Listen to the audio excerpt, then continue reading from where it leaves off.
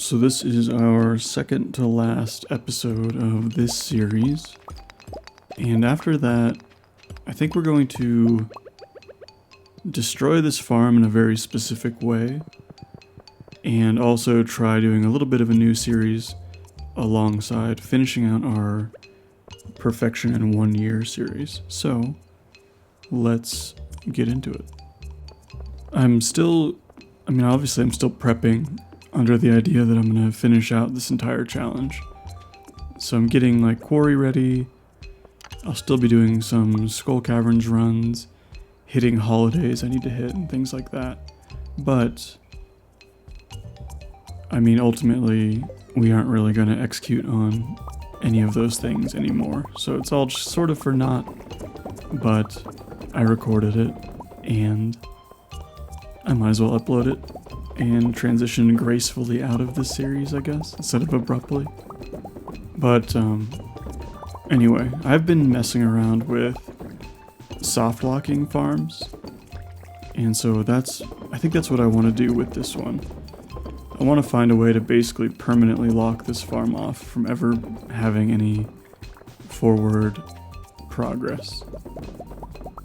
And I don't know if I can do that because my friendship is too high with like Kent.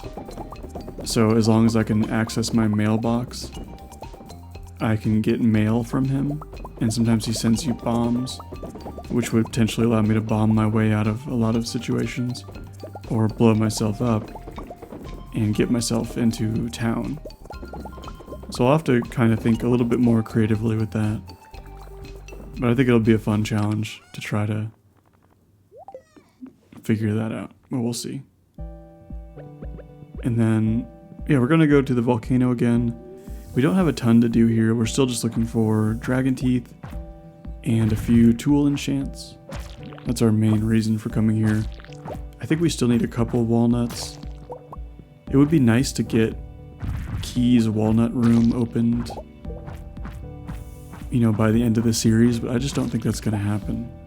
I think we fall short by a couple. We'll find out, I guess today. This is, like I said, the second to last one, so we'll still have a couple more days, and maybe we can get into the dangerous mines. But who knows? It's, yeah, I really want to have like a farm where I'm playing in the end game.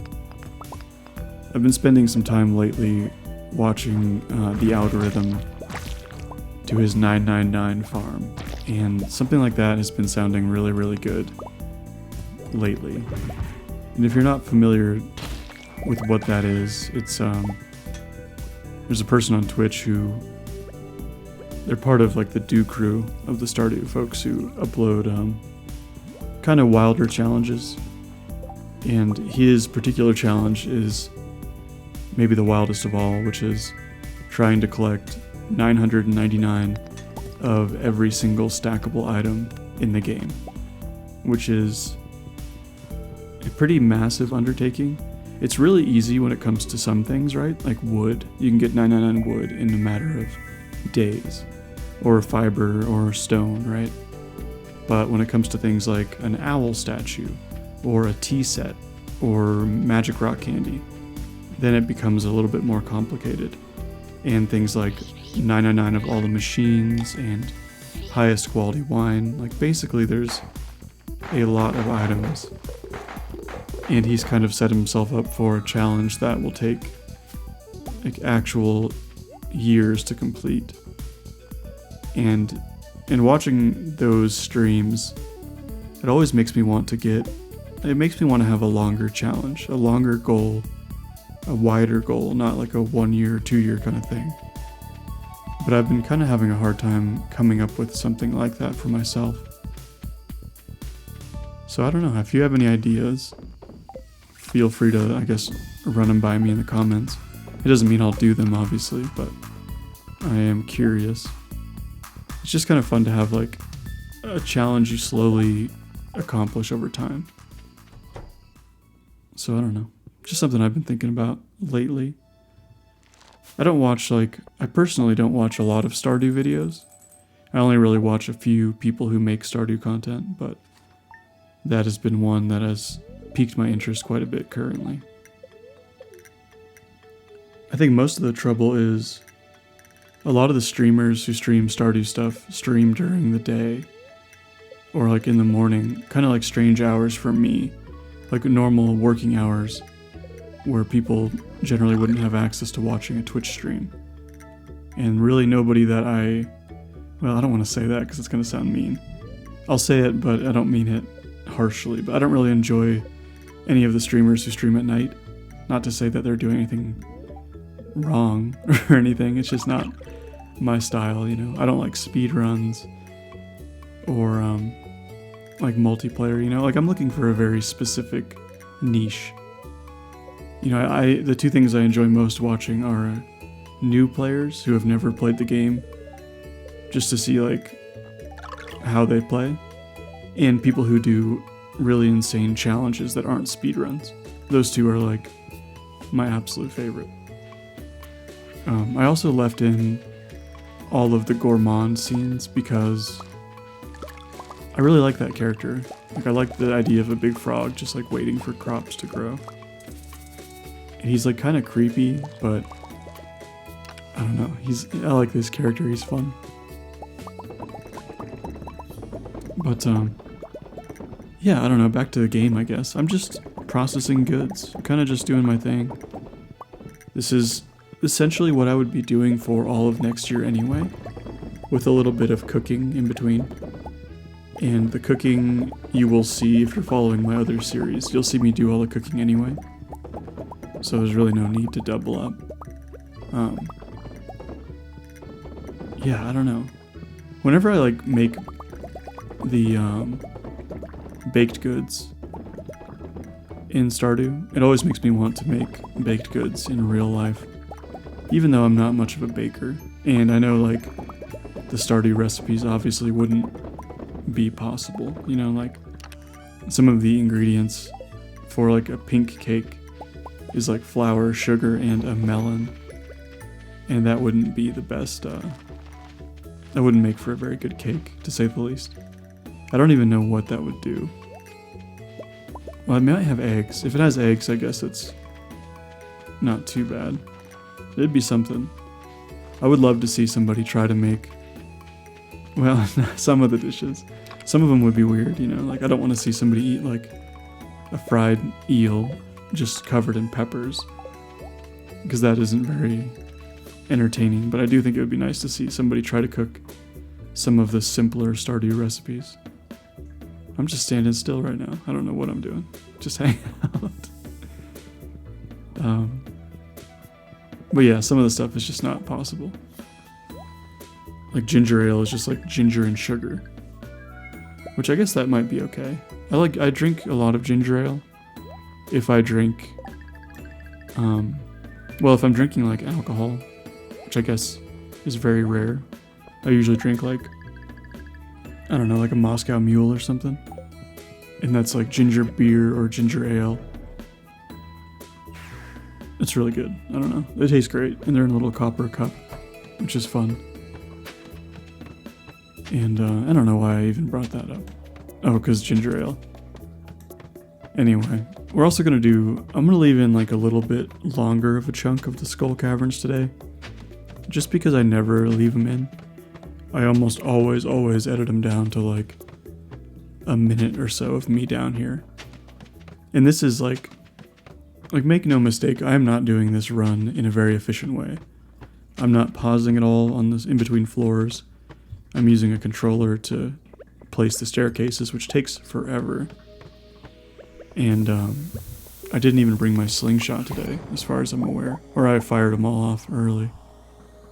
No, I just didn't bring it. So, not an efficient run, but I know some of you enjoy watching these descent down into the Skull Caverns.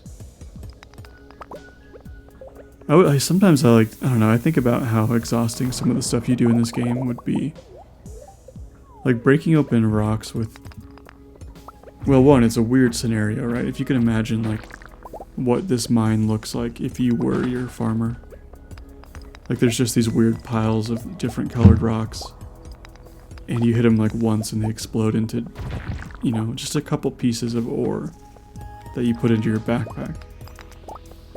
And then you have to climb like 250 floors out. Like, I don't know if you've ever climbed up a really tall ladder. It is not the easiest thing in the world. Because I used to occasionally have to work on scaffolding outside of buildings. And sometimes to get up scaffolding, if you can't get in from a higher floor on the inside, you have to climb up a ladder on the outside. And traditionally you'll have like a backpack full of tools, or you'll have to pulley up a bunch of tools afterwards. But you're climbing up like, you know, maybe 8 stories of ladder with some weight on your back. And it's not that easy. And probably not that safe. Because I assume if you let go, you're kind of done. You're gonna, you know, take a pretty heavy tumble, but... I mean, luckily I never did. I did drop a drill one time. It was like clipped onto the back of my pants. And I was going up like a ladder, like 5 stories up. And my drill just came unclipped. And I don't know, hit the ground. Didn't break, which is cool. The chuck flew out, which is really frustrating. And the battery like detached, but nothing broke, so... I don't know, I guess that's like an endorsement for DeWalt for having some pretty sturdy tools. But I don't know, all I'm saying is it's probably really hard to do this. But at the same time, I bet if I had a sword, well no, it'd be hard to hit a bat with a sword. But if I did hit a bat with a sword, I'm pretty sure it would take only 1 hit to bring that little thing down. Because bats are not very big. And a sword goes pretty fast. Same with like, well, slimes, I don't know. But like the rock crabs, you could decimate one of those things with a hammer, I would think. You wouldn't get, I mean, you wouldn't get anything out of it. You wouldn't get a nice like plate of crab cakes, but also don't do that. If you're thinking about hitting anything with a hammer, just don't do it. Unless it's like a nail and a piece of wood. But leave crabs alone. They're just hanging out. Because it's like a hermit crab, right? I guess it's a really big hermit crab. I don't know. I'm kind of find it hard to believe that this like cubicle working guy who has lived on a farm for a year has it in him to get this deep into a mine and fight off any sort of enemies. But I don't know. Again, you have to take a lot of concessions when you watch or play this game, you know.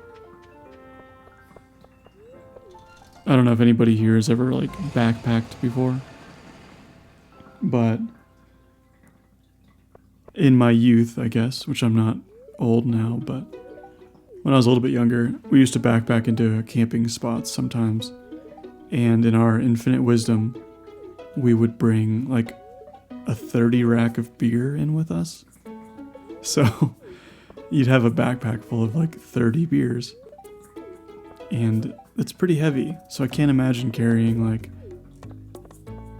you know, anything more than that in a backpack. Obviously you had sleeping bags and clothes and stuff, but this guy's packing like, you know, 1,000 pieces of wood and like, it's pretty bonkers. I don't know. I guess you're like a wizard basically, or a mage or whatever you want to call it, with like a, I don't know, some kind of magical bag that a guy at the local shop sells you. It's very strange. And yeah, we went to Wintervale. We didn't have to, but it's good for gifting your person. I don't remember who I was supposed to give my gift to. I think it's Shane. I actually don't know. I think I'm referencing right now what the best option is. Because I went without actually considering who my gifting partner is. And so ultimately, like, yeah, I kind of, this is a mistake. This is just like something I shouldn't have done. I shouldn't have gone to the festival without anything to give George. Is it George? I wasn't paying any attention, to be honest. So I'm probably like reading through a list of like loved gifts.